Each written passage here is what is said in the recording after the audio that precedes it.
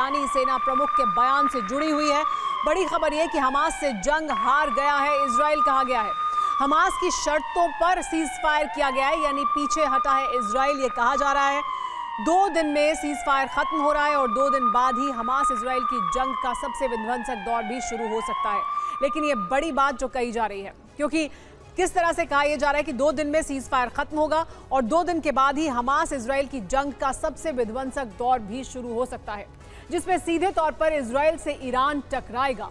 अगर अमेरिका इस युद्ध में कूदा तो पूरा अरब सुलगने लगेगा।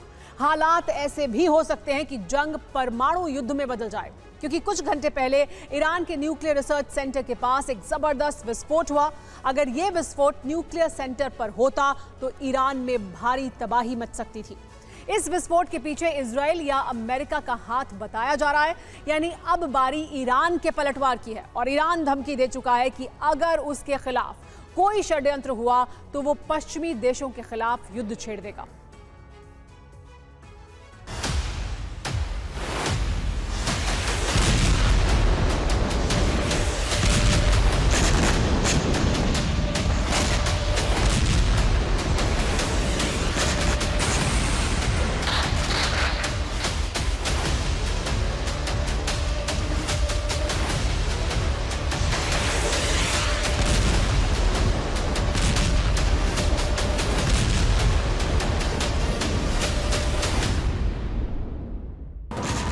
जैसे सुलगा गाजा वैसे जलेगा ईरान।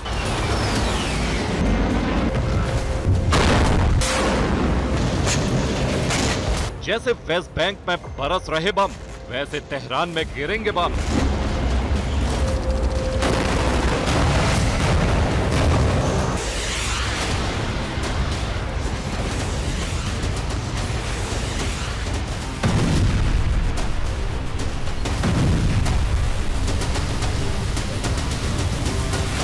जैसे मिसाइल से लेबनान वैसे ईरान में मचेगा कोहराम।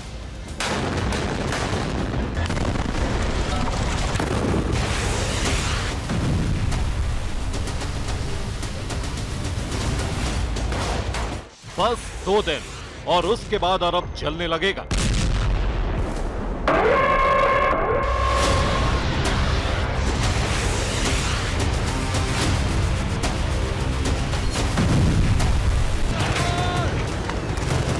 मिडिल ईस्ट में महायुद्ध की शुरुआत होगी, क्योंकि अमेरिका और इजराइल ने ईरान की लगाम कसने का ब्लूप्रिंट तैयार कर लिया है, जिसका ट्रेलर भी सामने आ चुका है।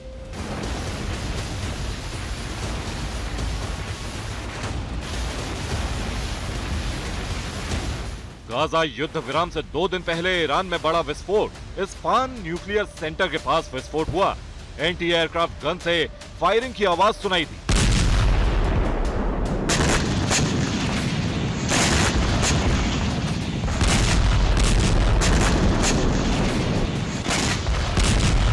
विस्फोट के बाद ईरान में हलचल मच गई है। सवाल उठ रहा है कि आखिर इस हमले के पीछे कौन है, अमेरिका या इजराइल? इजराइल को डर है कि सीजफायर खत्म होते ही ईरान हमला कर सकता है, इसलिए वो प्रीएम्प्टिव स्ट्राइक कर रहा है। जबकि अमेरिका को शक है कि ईरान धमकाने के बावजूद परमाणु हथियार बनाने में जुटा है। इसी वजह से अमेरिका उसे सबक सिखाना चाहता है। हालांकि ऐसी कई वजहें हैं जो इस्फहान न्यूक्लियर सेंटर के पास विस्फोट के पीछे इजराइल का हाथ होने की तरफ इशारा करती। पहली वजह, गाजा युद्ध का अंत ईरान फिलिस्तीन की स्थापना से करना चाहता है। दूसरी वजह, ईरान का परमाणु कार्यक्रम इजराइल के लिए सबसे बड़ा खतरा है। तीसरी वजह, इजराइल को शक है कि 7 दिन में ईरान 3 परमाणु बम बना सकता है। चौथी वजह, यूएम एटॉमिक एजेंसी भी ईरान पर लगाम लगाने में नाकाम साबित हुई है। और पांचवी वजह, सीज फायर के बाद ईरान युद्ध में हमास के साथ उतर सकता है।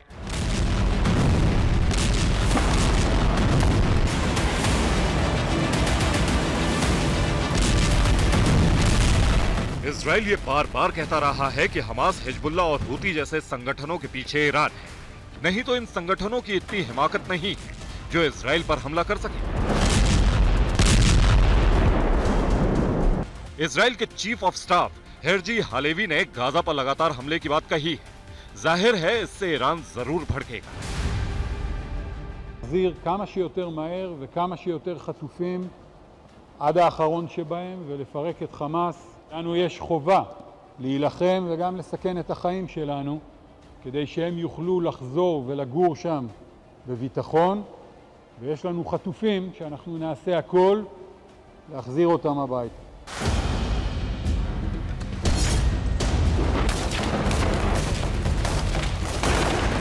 इसी तरह का अंदेशा इजराइल के विदेश मंत्री योव गैलेंट ने भी जताया है। उन्होंने कहा है 2 दिन बाद सीज फायर खत्म हो रहा है और सेना फिर ग्राउंड ऑपरेशन शुरू करने के लिए तैयार है। इजराइल को खतरा है कि ईरान इस बार हमला कर सकता है, इसलिए इजराइल ईरान पर प्रिमिटिव स्ट्राइक कर रहा है।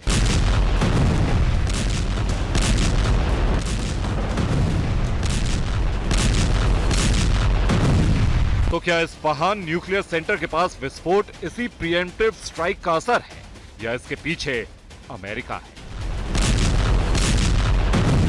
अमेरिका लगातार ईरान के न्यूक्लियर सेंटर को टारगेट करता रहा है, लेकिन अभी तक हमला नहीं किया था। हालांकि ईरानी कमांडर कासिम सुलेमानी की मौत के पीछे अमेरिका का हाथ बताया जाता है। सुलेमानी ड्रोन अटैक में मारे गए थे।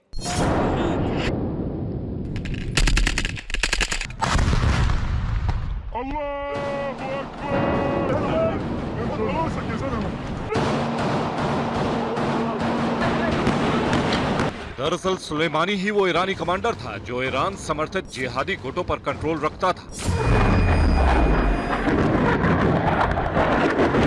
हमास, हिजबुल्लाह, हूजी और सीरिया, इराक में सक्रिय दूसरे संगठन सुलेमानी के इशारे पर अमेरिकी सैन्य ठिकानों पर हमला करते रहे हैं।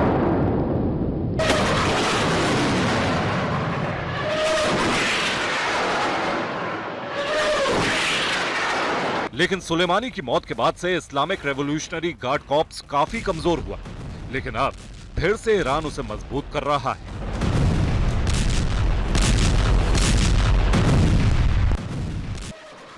यही वजह है एक तरफ हमास और हिजबुल्लाह इजराइल को दहला रहे हैं, IRGC की तरफ से हथियारों से लेकर फंडिंग तक की जा रही है। दूसरी तरफ सीरिया और इराक में अमेरिकी ठिकानों पर लगातार हमले किए जा रहे हैं, जिससे अमेरिका बौखलाया हुआ है।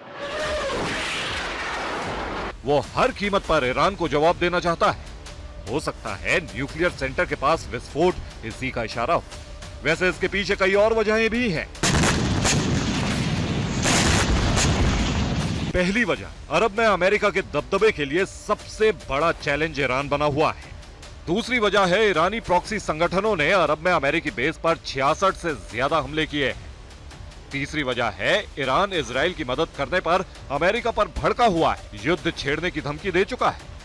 चौथी वजह है अमेरिका ईरान को कमजोर करके प्रॉक्सी संगठनों की ताकत कम करना चाहता है। पांचवी वजह है हमले से अमेरिका दिखाना चाहता है वो कभी भी न्यूक्लियर रिसर्च सेंटर पर अटैक कर सकता है।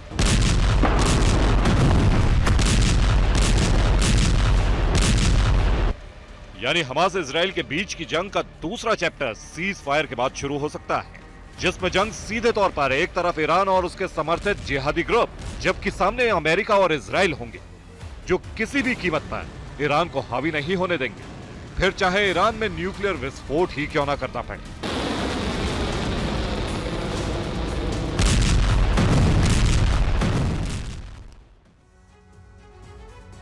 अमेरिका के टारगेट पर ईरान के वो न्यूक्लियर सेंटर हैं जहां उसे लगता है कि खुफिया तरीके से ईरान परमाणु हथियार बना रहा है। इस्फहान न्यूक्लियर रिसर्च सेंटर भी उन्हीं में से एक है, जिसके पास कुछ घंटे पहले बड़ा विस्फोट हुआ है। इसे चीन के सहयोग से बनाया गया, जिसमें 3000 से ज्यादा साइंटिस्ट काम करते हैं। ईरान का अराक न्यूक्लियर रिसर्च सेंटर अमेरिका के टॉप टारगेट पर है। वो 2006 में बनकर तैयार हुआ। ईरान इसमें रेडियो आइसोटोप प्रोडक्शन करता है। तेहरान ईरान का पहला न्यूक्लियर रिसर्च सेंटर है। यहाँ यूरेनियम मेडल डिस्क का प्रोडक्शन किया जाता है। ईरान के पास 2 यूरेनियम माइंस हैं, जिसमें सागंद 2005 से ऑपरेशनल है, जहां से सबसे पहले यूरेनियम निकाला गया। इसी तरह काहिन में भी यूरेनियम माइन है, हालांकि ईरान ने इसे बंद घोषित किया है। अमेरिका का दावा है ईरान यहां से चोरी छिपे यूरेनियम निकाल रहा है, जिससे बशीहर न्यूक्लियर पावर प्लांट को चलाया जाता है, जो 2010 में रूस के सहयोग से बनाया गया था। इतना ही नहीं, फोर्दो न्यूक्लियर एनरिचमेंट प्लांट 2009 से ऑपरेशनल है, जो चट्टानों के नीचे बना है। इसी तरह नतांज न्यूक्लियर एनरिचमेंट प्लांट 2004 से ऑपरेशनल है। यह भी अंडरग्राउंड प्लांट है जिससे अमेरिका के हमलों से बचाया जा सके।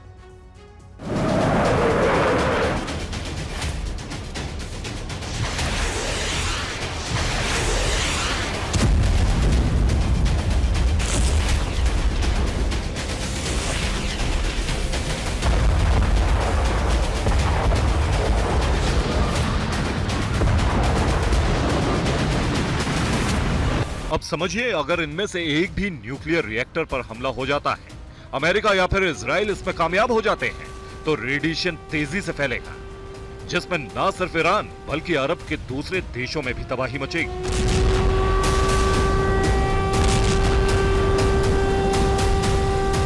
और उसके बाद वो आशंका सच साबित हो सकती है जिसके बारे में अमेरिका कहता रहा है, यानी ईरान एटमी हमले कर सकता है जिन्हें वो चोरी छिपे बनाता रहा है।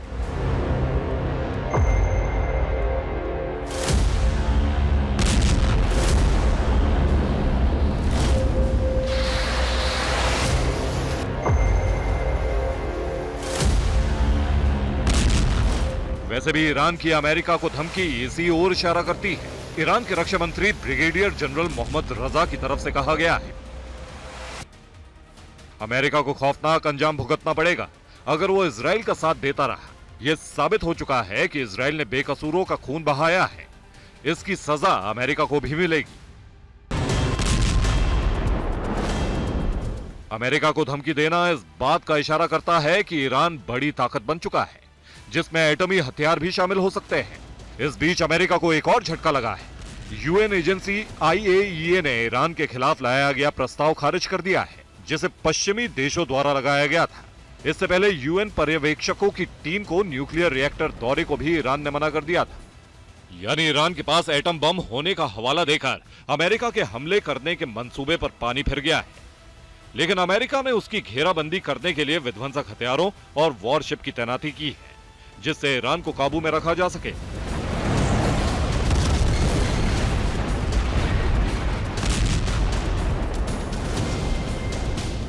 Bureau report, TV9 Bharatvarsh.